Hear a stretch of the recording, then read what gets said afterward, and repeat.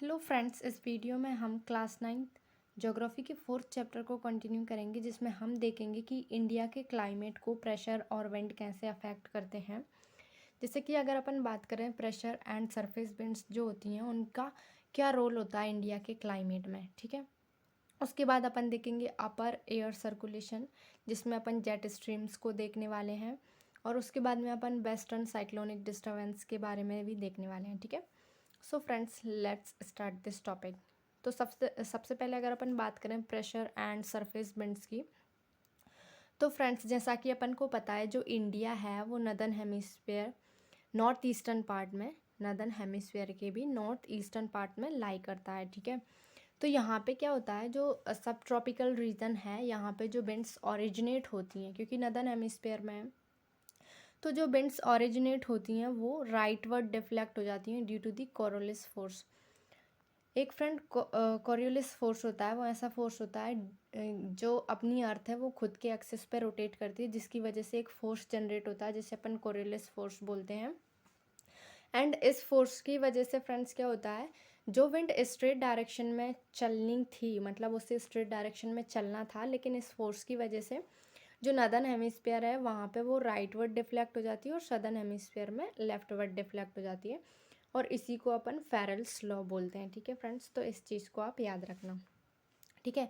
अब ये जो सरफेस विंड्स हैं उनका एग्जाम्पल है land bridge and sea bridge.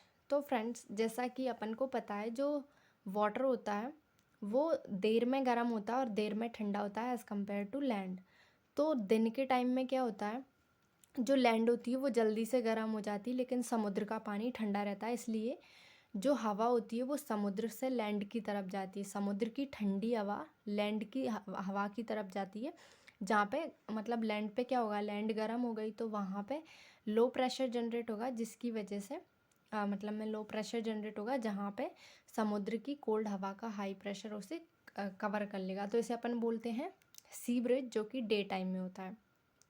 Similarly अगर अपन रात की बात करें फ्रेंड्स, तो जो लैंड होती है वो जल्दी से ठंडी हो जाती है, लेकिन जो समुद्र का पानी होता है वो रात के टाइम में देर में ठंडा होता है। इसकी वजह से समुद्र पे तो गर्म हवाएं होती हैं और लैंड पे ठंडी हवाएं होती हैं, तो हवा लैंड से सी की तरफ जाती है, जिसे अपन बोलते हैं लैंड ब्रिज, ठीक है, लैंड ब्रिज।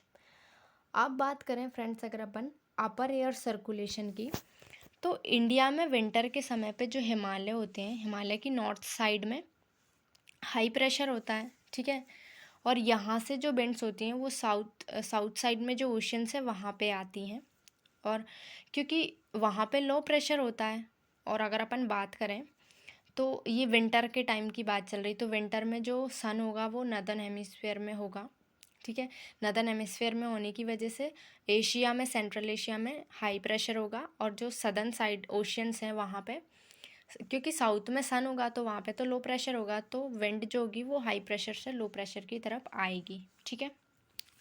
आई थिंक इतना आपको क्लियर हो गया। अगर नेक्स्ट चीज़ देखें फ्रेंड्स, तो जो समर्स होते हैं उस टाइम पे उल्टा होता है। एशिया के जो इनर साइड है वहाँ पे लो प्रेशर होता है, क्योंकि सन होता है वो ऊपर नॉर्थ हेमिस्फीयर में आ जाता है, ठीक है। और अगर अपन बात करें जो सदर्न ओशियंस होते हैं वहाँ पे हाई प्रेशर जनरेट हो जाता है, क्योंकि वहाँ पे कम टेम्परेचर होता है। इसकी वजह से क्या होता है फ्रेंड्स, जो सीजनल विंड्स होती हैं उनका डायरेक्शन कम्प्लीटली रिवर्स हो जाता है, ठीक है।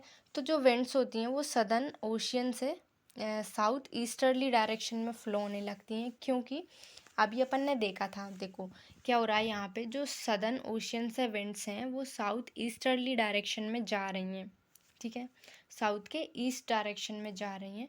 तो यहाँ पे क्या होता है, जो कोरियोलिस फोर्स होता है वो काम में आता है, और वो उस विंड्स को राइटवर्ड डायरेक्शन में डिफ्लेक्ट कर देता है, जो कि इंडियन सब कॉन्टिनेंट उसी राइटवर्ड डायरेक्शन में आता है, ठीक है।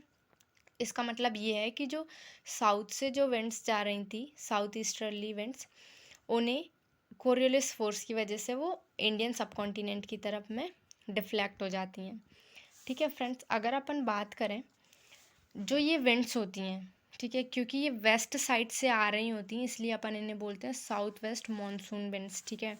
और ये विंड्स जो होती हैं वो इंडिया में बारिश लेकर आती हैं, और इन्हें साउथ वेस्टर्न विंड्स इसलिए बोला जाता है क्योंकि ये वेस्टर्न साइड से एंटर करती हैं इंडिया में।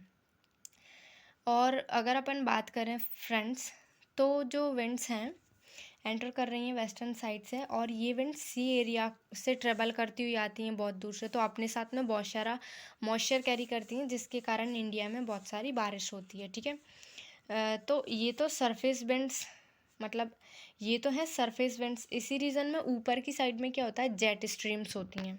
ठीक है, जेट स्ट्रीम डोमिनेट करती हैं। ये वेस्टर्न साइड से आने वाली विंड्स होती हैं, एंड जो सब ट्रॉपिकल रीजन्स होते हैं उनमें लाई करती हैं, इसीलिए इन्हें सब ट्रॉपिकल वेस्टर्ली जेट स्ट्रीम्स बोला जाता है। ठीक है फ्रेंड्स, ये जेट स्ट्रीम्स इंडिया में मोस्टली हिमालयन रीजन के जो सदर्न पार्ट है वहाँ पे लाई करती हैं। ठीक है, सदर्न पार्ट कहाँ पे है, तो मतलब जो इंडिया की साइड वाला पार्ट है वहाँ पे कौन से टाइम में, ये विंटर के टाइम में लाई करती हैं। ठीक है, लेकिन जो समर होता है, समर के टाइम में ये जो जेट स्ट्रीम्स होती हैं वो हिमालय के नॉर्थवर्ड जो पोजीशन है उधर शिफ्ट हो जाती हैं, क्योंकि जेट स्ट्रीम्स क्या होता है फ्रेंड्स, ये जो सन की पोजीशन होती है, सन के साथ साथ में इनकी पोजीशन भी शिफ्ट होती है। जैसे कि विंटर के टाइम में अगर जो सन है वो सदर्न हेमिस्फेयर में होता है, मतलब जब नॉर्दर्न हेमिस्फेयर में विंटर होते हैं, तो सदर्न हेमिस्फेयर में समर होगा, समर का टाइम होगा, तो उस टाइम पे जो जेट स्ट्रीम्स होंगी वो सदर्न साइड में शिफ्ट हो जाएंगी। और सिमिलरली जब सन जो होता है वो नॉर्थ हेमिस्फेयर में आता है, तो जेट स्ट्रीम्स भी नॉर्थवर्ड शिफ्ट हो जाती हैं। ठीक है, तो ये जेट स्ट्रीम्स हिमालय के नदर्न पार्ट्स में शिफ्ट हो जाती हैं, और इस टाइम पर जो पेनिनसुलर इंडिया होता है ना फ्रेंड्स, उसमें जो मतलब जो डोमिनेट करने वाली विंड्स होती हैं वो होती हैं सब ट्रॉपिकल ईस्टर्ली विंड्स, जो कि अप्रॉक्सीमेटली 14 डिग्री नॉर्थ वाले जो एरिया है वहाँ पर लाई करती हैं। ठीक है, कहाँ पर लाई करती हैं, 14 डिग्री नॉर्थ पेनिनसुलर इंडिया के। ठीक है, एंड ये जो क्या बोलते हैं, इंडिया में जब ये जो विंटर के टाइम पर नदर्न नॉर्थ वेस्टर्न वाला पार्ट है, तो वहाँ पे जो बारिश होती है वो वेस्टर्न डिस्टर्बेंस के कारण होती है। तो फ्रेंड्स, अब ये वेस्टर्न डिस्टर्बेंस कौन सी नई दुल्हन आ गई, तो फ्रेंड्स ये कोई दुल्हन नहीं है, ये जस्ट एक जो मतलब वेदर कंडीशन होती है उसी उसी का एक टाइप है। जैसे कि जो वेस्टर्न डिस्टर्बेंस होते हैं, जब जो वेस्टर्ली जेट स्ट्रीम्स होती हैं जब वो इंडिया में आती हैं फ्रेंड्स, तो ये मेडिटेरेनियन जो रीजन है, वहाँ के जो मेडिटेरेनियन सी और वहाँ के आसपास जितने भी सी हैं, लैंड्स हैं, ये मॉइस्चर कैरी करती हुई आती है, और जब ये इंडिया में पहुँचती हैं फ्रेंड्स, तो यहाँ पे क्या है, इंडिया में हिमालयस जो माउंटेन्स होते हैं उनकी वजह से ये जेट स्ट्रीम्स आगे नहीं जा पाती हैं और इंडिया में बारिश कर देती हैं। तो बहुत सारे मतलब इंडिया के कुछ पार्ट्स हैं जिनमें जो विंटर का टाइम होता है, नॉर्थ वेस्टर्न पार्ट्स जनरली जिनमें विंटर के टाइम पे बारिश होती है, वो इन्हीं जो वेस्टर्ली जेट स्ट्रीम्स होती हैं उनके द्वारा लाए गए वेस्टर्न डिस्टर्बेंस के कारण होता है। ठीक है friends, I hope you understand up to this. ठीक है, तो फ्रेंड्स जो नेक्स्ट वीडियो होगी उसमें अपन इंडियन मॉनसून के बारे में देखेंगे, और जो सीजन्स होते हैं इंडिया में, डिफरेंट डिफरेंट सीजन्स, उनके बारे में देखेंगे।